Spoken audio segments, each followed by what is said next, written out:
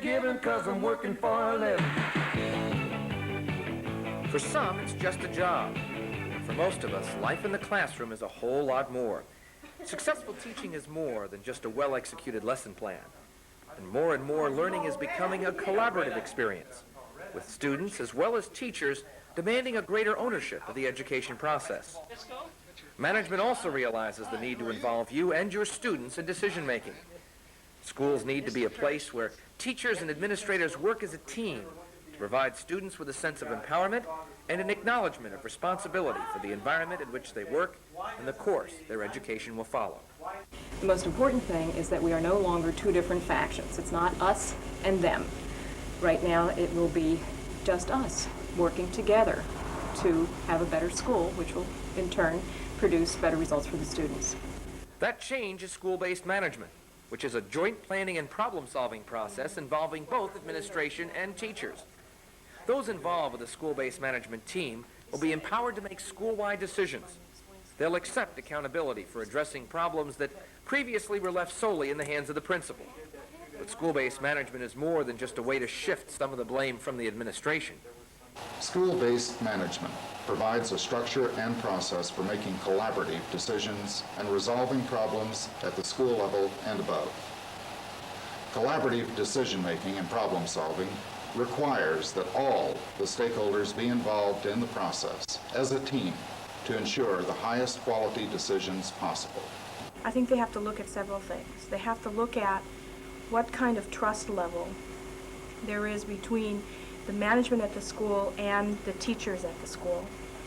What kind of trust level is built among the staff members as a whole, separate from the administration.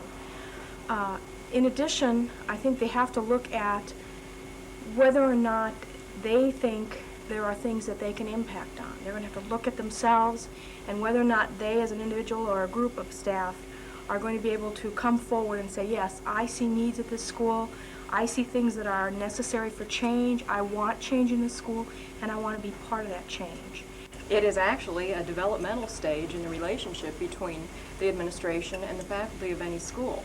And first of all, the administration has to firmly be committed and believe that the more people that are involved in a decision, the better that decision will be. And the administration needs to trust the faculty.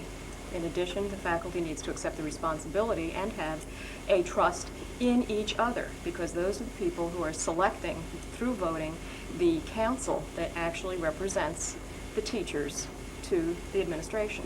I think the staff needs to go into it with an idea that this is a commitment rather than something we can bail out of. If a commitment is made, we need to follow through with it as a staff.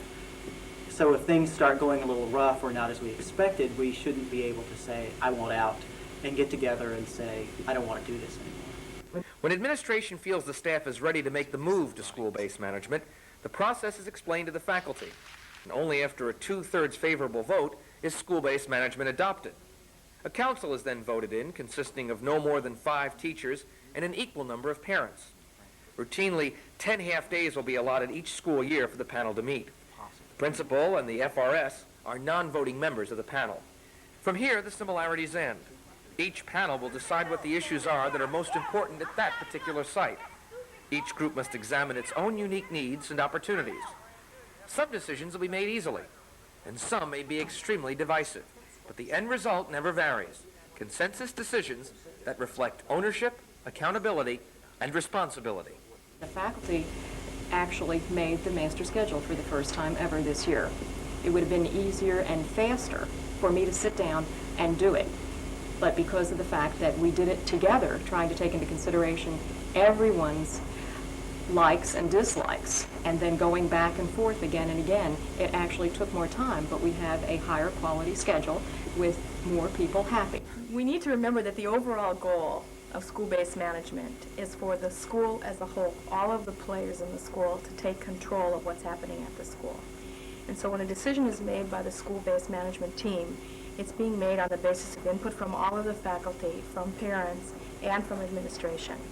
And whether or not the decision that's selected was yours or my choice is not important. The important factor is that we together are making decisions as a group that should benefit and will benefit in the end the school system and the education of the students that we serve in the school system.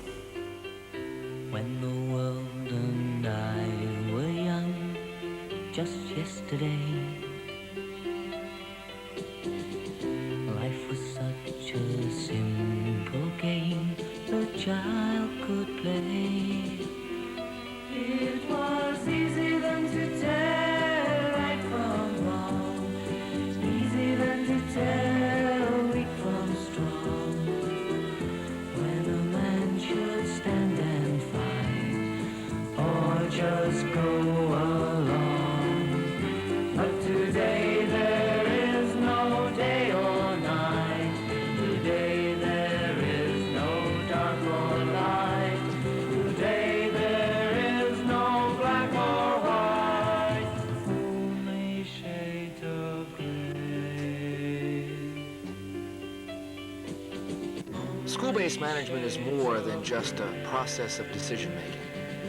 In fact, you might consider it a palette, one of which you can color the lives, the experiences, and the quality of education of the students that you deal with every day.